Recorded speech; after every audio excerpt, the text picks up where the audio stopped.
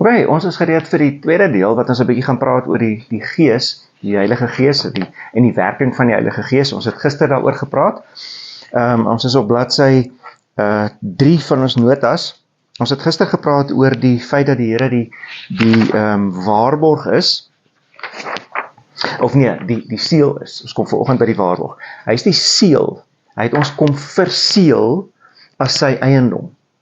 En nou gaan hy verder in daai selfde gedeelte in Efesiërs. Dan sê hy, die Heilige Gees, hy is die Heilige Gees wat die waarborg is van ons erfdeel. Tot die bevryding, die vrymaking van die kosbare besitting, tot lof van sy heerlikheid. Ons is die waarborg. Die Heilige Gees is ons kan dit 'n bietjie anders te vertaal. Die Heilige Gees is die waarborg dat ons die regmatige erfporsie sal ontvang. Die Heilige Gees het vir ons hy kom sê vir ons, julle gaan erf. Dis klaar, dis finaal. So seker soos wat ek hier is, gaan julle erf. En die erfporsie is juist dit, dat ons, wat die Here se kosbare besittings is, finaal vrygemaak en verlos sal word, sodat sy heerlikheid deur alles en almal geloof kan word. Is dit nie ongelooflik nie? Die Here sê, ek kom waarborg, ons is nou afgeseël, maar hy kom waarborg ons, dat ons vrygemaak gaan word, eendag, saam met die Here. En ons is sy kosbare besittings, en hy wil ons steeds kom vashou, tot op daardie dag. Dit is sy hart vir ons. Dis eintlik fenomenaal. Goed, dis die werk van die Heilige Gees.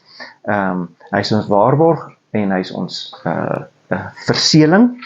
Ons gaan nou 'n bietjie begin praat oor die gawes van die Gees. Nou die gawes van die Gees is 'n ongelooflike ding. Dit het eintlik, ek dink, een van die grootste impakte op ons as volgelinge van Jesus. Vir disipelskap is dit fenomenaal belangrik.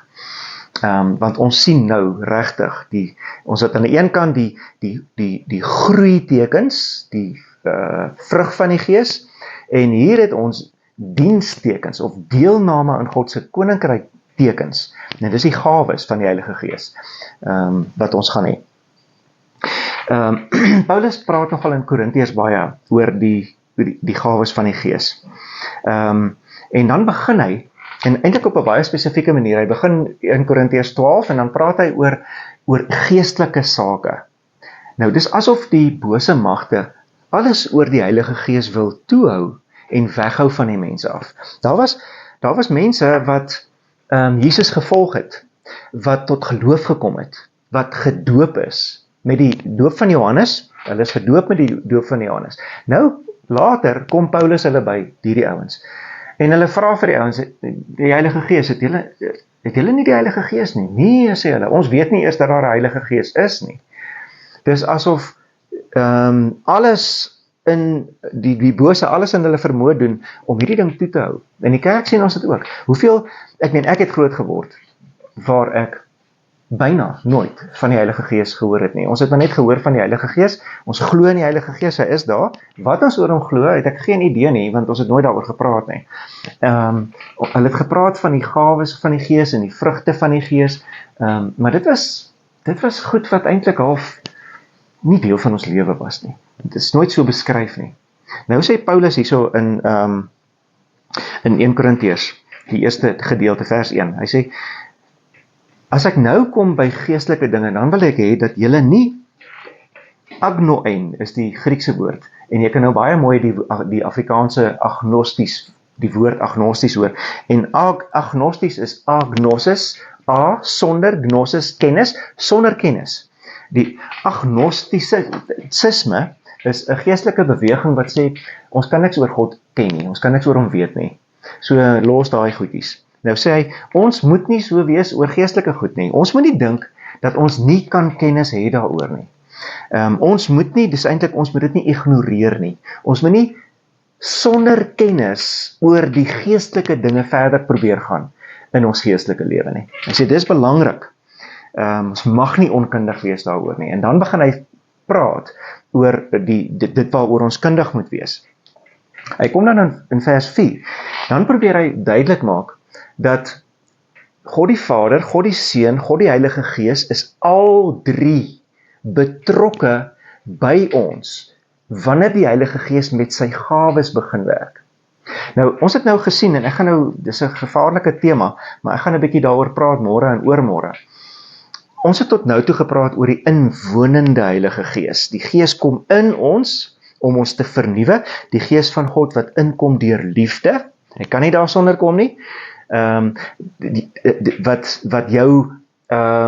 wat Jesus in jou lewe inbring, hy kon nie daar sonder kom nie. Niemand kan sê Jesus is die Here sonder die Heilige Gees nie.